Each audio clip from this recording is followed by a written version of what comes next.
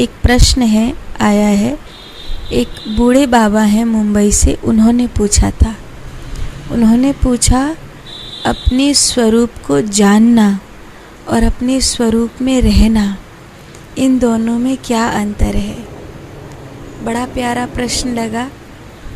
हमें लगा कि उन्होंने तो ये चिट्ठी में लिख के भेजा है, लेकिन इस चिट्ठी को सार्वजनिक करना चाहिए, क्योंकि प्रत्येक मनुष्य के लिए ये जानना बहुत ज़रूरी है कि अपने स्वरूप को जानना और अपने स्वरूप में रहना, इन दोनों में क्या अंतर है। अगर मनुष्य अपने स्वरूप में रहना सीख जाए तो उसके जीवन का कल्याण सुनिश्चित है। स्वरूप में रहने का अर्थ है परमात्मा के पास रहना, भगवान के 24 घंटे निकट रहना। अपने स्वरूप में रहने का अर्थ ही है कि भगवान को अपने बहुत निकट रखना। परमात्मा हमारे निकट है ही, हम इतना ज़्यादा ध्यान उन पर नहीं दे पाते।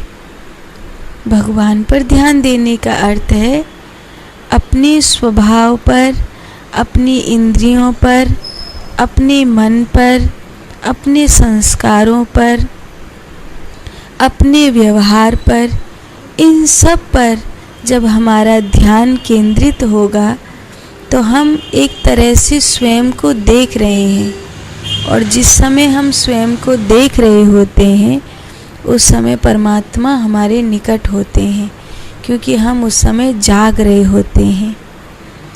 कहते उत्तिष्ठ जागृत प्राप्त बोध बराननः। हे मानव, उठो, जागो और ज्ञान को प्राप्त करो। ऐसा लगता है कि थोड़ी सी बोलने में त्रुटि कर दी, होना चाहिए था जागृत उत्तिष्ठ प्राप्त बोध बरानना, लेकिन कहा उत्तिष्ठ जागृत प्राप्त बोध बरानना।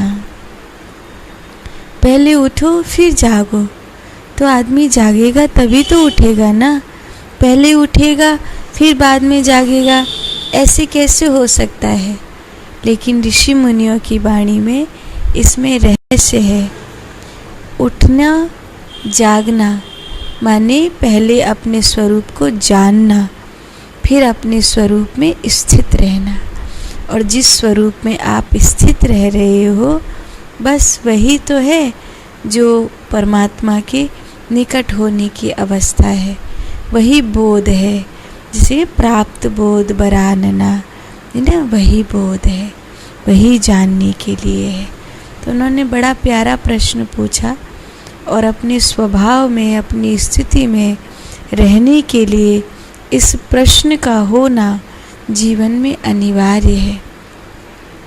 किसी भी उम्र में हो, लेकिन कोई तो उम्र ऐसी आएगी जिस उम्र में तुम कहोगे कि आज मैं अपने स्वरूप में स्थित हो गया, आज मैं अपने सत्य स्वरूप को जानने वाला बन गया। मेरा नाम क्या है, मेरे परिवार की जाति और मेरा घर कहाँ है, ये सब तो शरीर की आइडेंटिटी है ना, लेकिन हमारी तो नहीं। हम कौन हैं? तो हम जो हैं उस स्वरूप में स्थित होकर के बैठना, उस स्वरूप में स्थित होकर के अपने सत्य तत्व में स्थित होना, यही तो जीवन है। इसलिए ध्यान करो, और ध्यान करने के लिए सबसे पहले शांत स्थान का चयन करो। दूसरा, अपने मन को शांत करने के लिए प्रसन्नतापूर्वक अपनी श्वासों को देखो, क्योंकि इस संसार में बहुत सारे लोग ऐसे भी हैं जो जीना चाहते हैं, लेकिन मृत्यु ने उनका द्वार खटखटा दिया। आप कितने भाग्यशाली हैं कि अभी तक इस संसार में जी रहे हैं।